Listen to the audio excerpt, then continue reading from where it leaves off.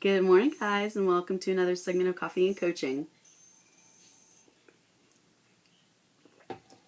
I am calling today's segment my top 10 relationship tips. My husband and I just celebrated 9 years of marriage, and I get asked a lot about how and what we do to make our relationship work. And so I thought I would pass on a little bit of my personal experience and advice to you guys, and hopefully it helps somebody somewhere along the line. And if you guys have any questions, you can always follow up with a direct message or just type of any question you might have into the comment section, and I'll be happy to respond. So I'm going to run through these. They're not necessarily in any order, but I do think that they all need to be part of a relationship in order to make a relationship work, and not just work, but work really well. And one of the first things is respect. And I have been in relationships when I was younger where there was a very very big lack of respect. And respect can be something as simple as just not really taking your feelings into consideration, or the things that are important to you into consideration, all the way up to abusive disrespect. And I've run the gamut on that one. So I think that respect is one of those things that absolutely has to be mutual. It can't be a one-sided situation. And a lot of women do find themselves in that situation, unfortunately, where they're being disrespected. And it's something that I think a lot of people need to recognize and to stop making excuses for. If the person that you're with doesn't respect your feelings, doesn't respect your personal space, doesn't respect your things, doesn't respect what is important to you, then it's really time to reevaluate that relationship and maybe move on.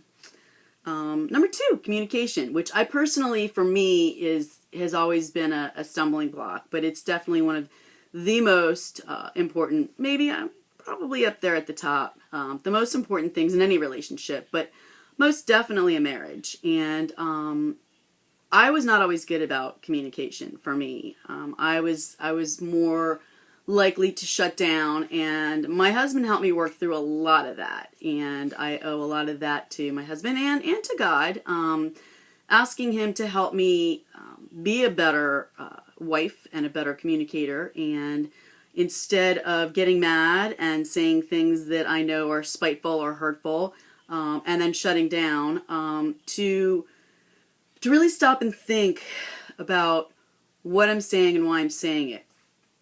So in the past, if my husband and I got into an argument, I would just shut down and want to walk away and process what we just said to each other before moving forward.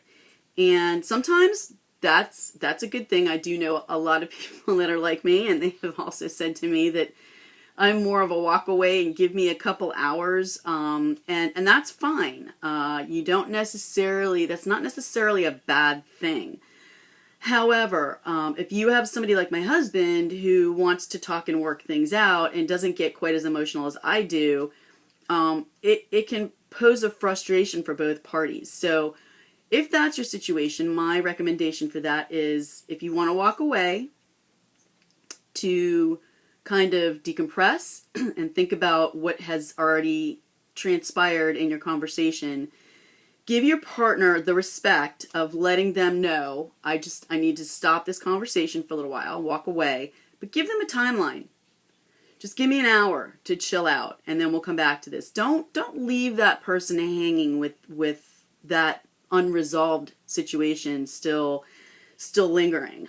It's really not fair to your partner because it doesn't get anything resolved, and it doesn't give them any closure, and it really doesn't give you any closure. So communication is definitely the key, and talk about things when they're small. Don't wait until things get so out of control that now it's just a snowball of emotion.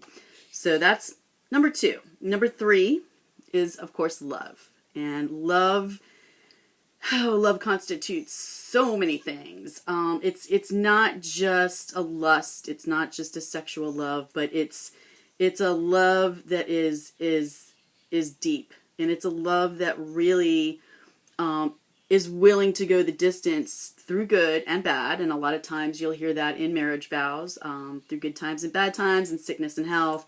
And when you truly, truly, truly love somebody with all your heart, you want to see them succeed in everything that they do. You want to see them happy. You want to see them fulfilled. And so when you really love somebody, you'll know that those feelings are you can't have a relationship without them. You can't have a relationship without wanting the person that you're with to just always have the best, even sometimes in situations if it's not with you. And if that situation is just volatile and doesn't work, wanting to see that person happy no matter what. Common interests, number 4, that's a big one.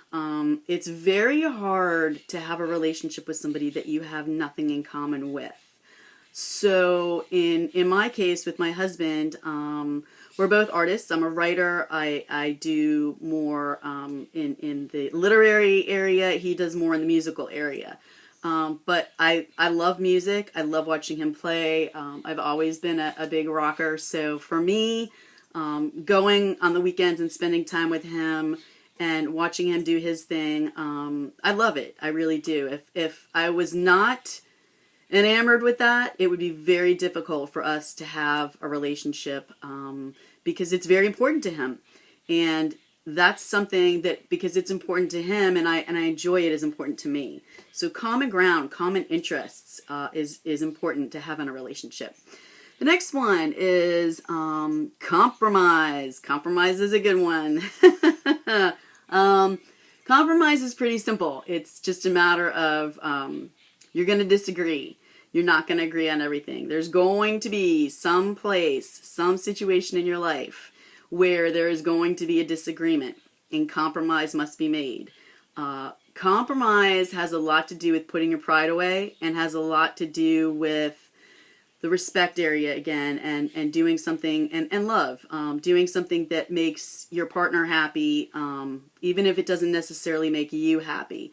And that's, compromise is a tough one for a lot of people, because people look at it as giving in, and letting somebody else win. And that's not the case. True compromise, both people win. And so I encourage people that are on opposite sides of something to sit down and use the communication. Again, see how all these go together? Use that communication and respect and love to work out a compromise in whatever situation it might be that you're going through at the time.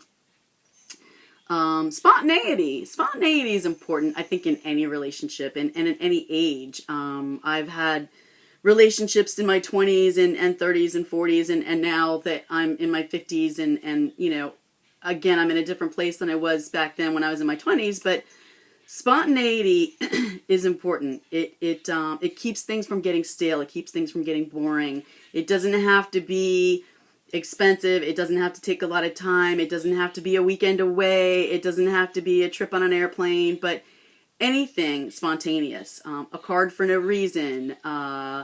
Going home and just wanting to take your wife out for dinner, or wives just being at home maybe and making your husband something special for dinner. Spontaneity, I think, is really what keeps that spark and that romance alive after you've been involved with somebody for a very long time. And you don't want things to get dull. You don't want things to get boring. So spontaneity is A-okay. The next one is surprises. Surprises kind of go hand in hand with spontaneity. But again, you can be spontaneous and decide to go out and do something, but you can also surprise your significant other with lots of things. The list is endless. I could be here all day long telling you guys how to surprise your significant other, but I think the best way to do it is just be attentive. Listen to what it is that person might need at the moment. Whether it's a foot rub, whether it's, I just need a day at the spa, Or for guys, maybe it's just I need to go golfing with the boys. Listen for what your partner needs and then provide it. And do it as a surprise. Do it as something that they're not expecting. The next thing is trust. Trust is very important. I am a firm believer that it's the person that you are with that generates the trust. If the person that you're with makes you feel loved and secure, and that they are focused on you, and you are the only person that they want to be with, there shouldn't be a trust issue.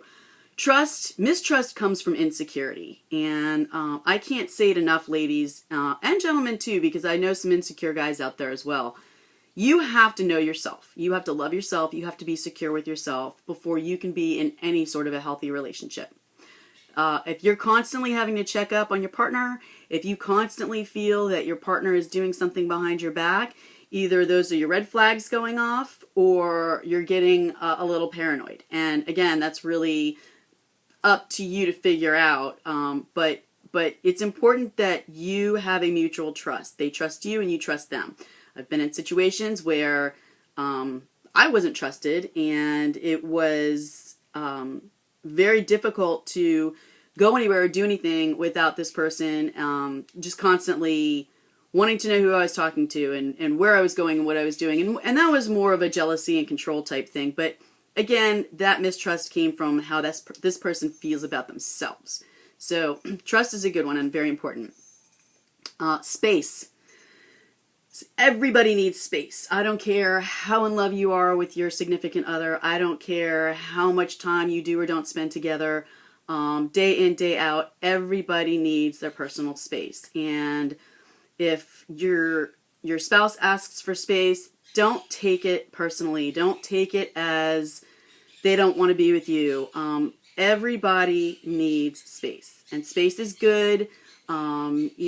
There's a saying about distance, makes the heart grow fonder, and doesn't necessarily have to be a vacation away from each other, but give your partner space if they need it. If they just need a little time, they're having a bad day, or they're having a great day and they just kind of want to go out and process whatever it is they're going through. Personal space is very important, whether it's an hour, a day. That's something that's left up to, the person that you're with and a conversation about what kind of space you need. And last but not least, forgiveness. Forgiveness, so important. Being able to apologize and also to accept an apology. Both are so crucial. If one person's always apologizing and the other person is never accepting that apology or always throwing that up in that person's face as an indication that they, accepted the apology at the time, but they're going to just continue to bring that up every time you get into a fight, it's going to end badly. And you have to come to a resolve in your life that you can humble yourself enough to apologize when you know you're wrong, and that when your partner apologizes, that you accept that apology and you don't bring it up again. Because when you do, it means you didn't really accept it in the first place. So, those are my top 10 tips for relationships today. I hope that helps you guys. I know it went a little long, but I wanted to be sure I covered all my bases. And I love you guys. Peace out and make it a great week.